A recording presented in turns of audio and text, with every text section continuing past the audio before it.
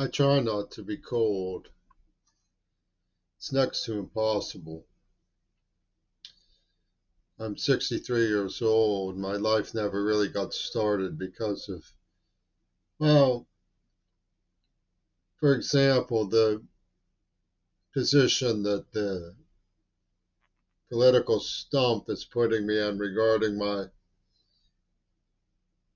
performance value as an individual concerned about Gaza, protesting in Seattle on weekends occasionally. It's destructive, and it has been destructive of my entire life.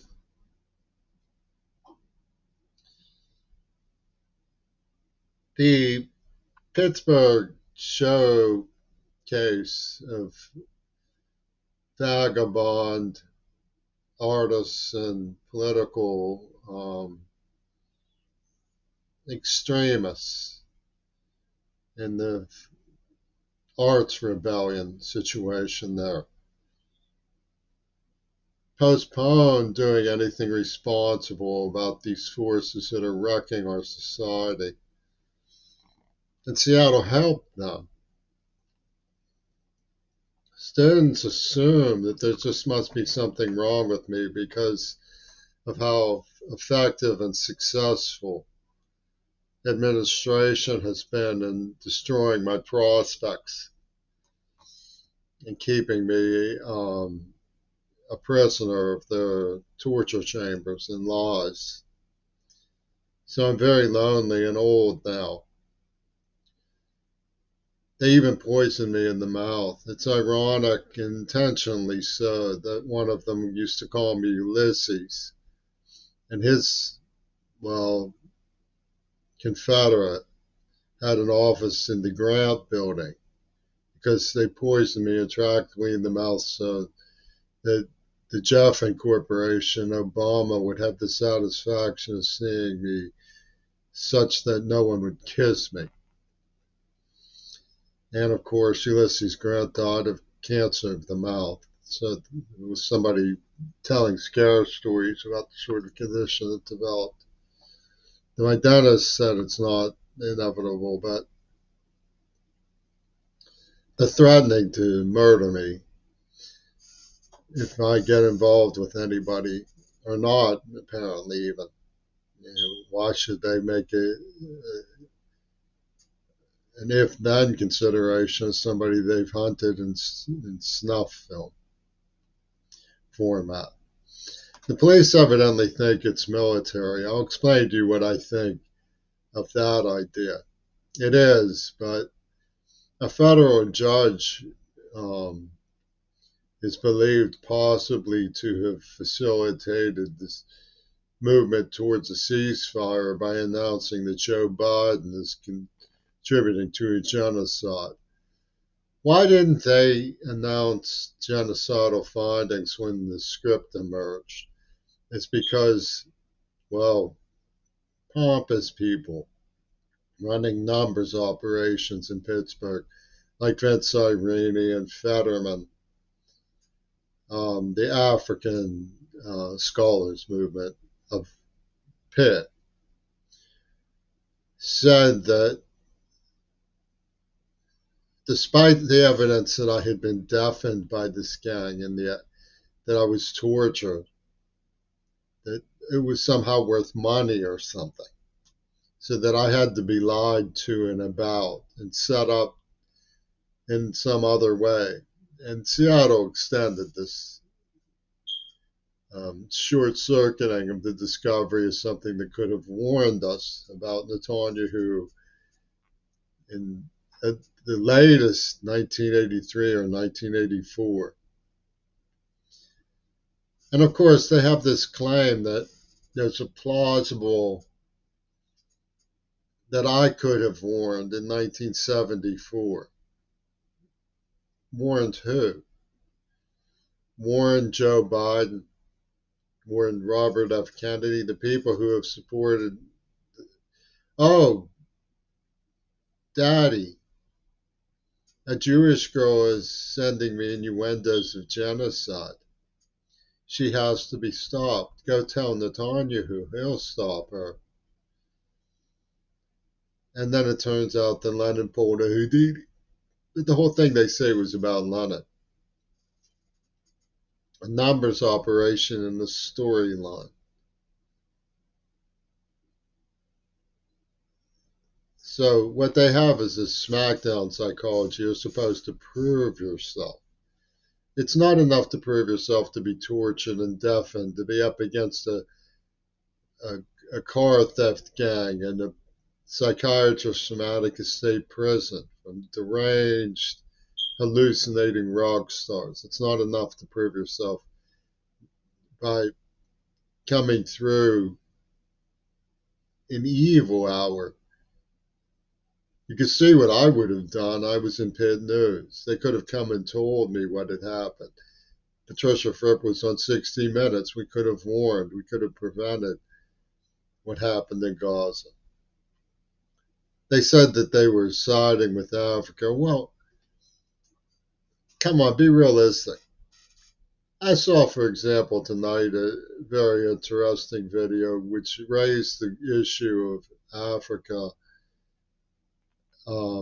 feeling that it's aloof from Yemen and the crisis in the Ukraine, and that they need to rethink to see themselves as leaders in a more interconnected system. And starvation is worse in Gaza.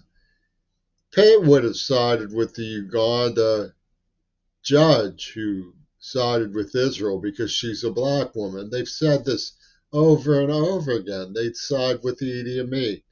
That the only thing that is necessary is that the person is black. And the fact that I was not black, well, the point is that I was open to discussion. They didn't want to teach me sign language. To teach me sign language, they said, would have interfered with their plans for me. Things come out in conversations that are useful to everybody. I just wanted to be a participant in the school. And they made it their business to abuse me.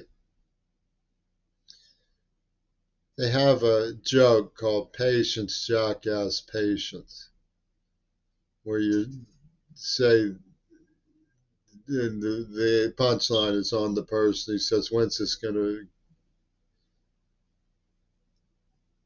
and it's like a dialing for dollars. They had this guy, I'll see if I can find him in the web. He ran this scam operation for dialing for dollars. I forget his name.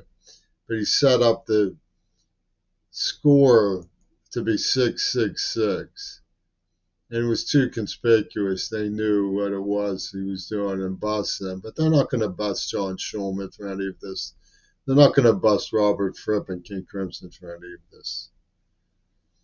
It's just this endless waiting game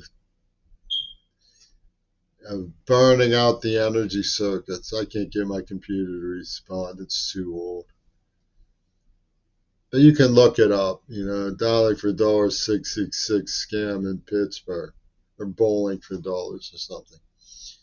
But these were the people who made the film Night of the Living Dead. And when you look at Joe Biden, he's like one of them. It's like Joe Biden would be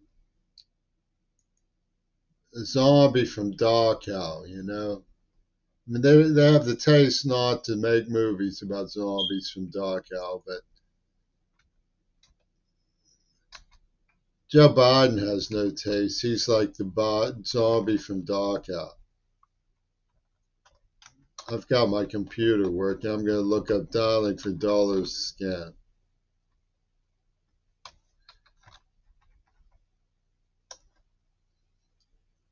Maybe I can get the information I wanted. But my point is that it's because of Seattle and Pittsburgh and these foolish administrators and their students It's too late for Gaza. It's too late for me. And in many ways, it's too late for Seattle. The place it's wrecked. It's traumatizing to see what has happened to Chinatown, to the stores, and to the community. There's no coffee shops. It's supposedly a progressive environment for students. There's no coffee shops where a person can sit. You know, if you don't have real savvy the way I do from living there for years and years and years, in quiet, helpless, hopeless destitution, you can't find a toilet as a visitor, as a guest.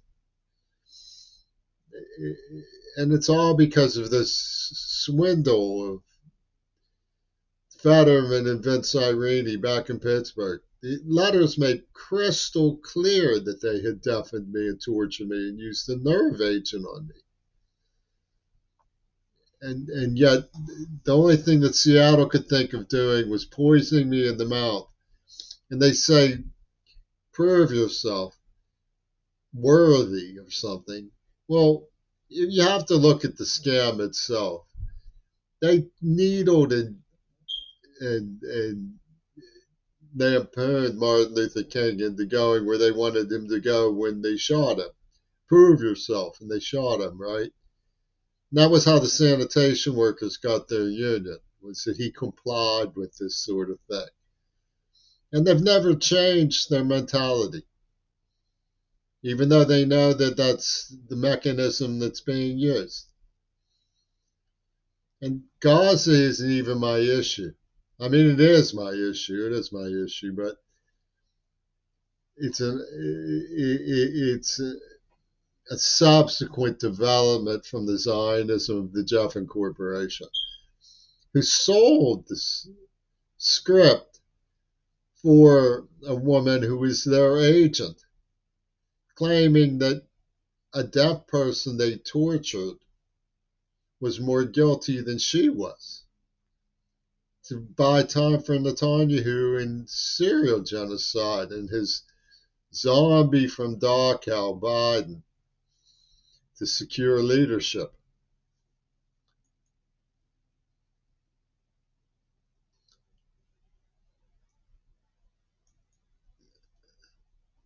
The scandal happened in 1980, no less. Nick Perry was his name. So Vince Irini, Fetterman, and Nick Perry all have this thing going with the Seattle administrators.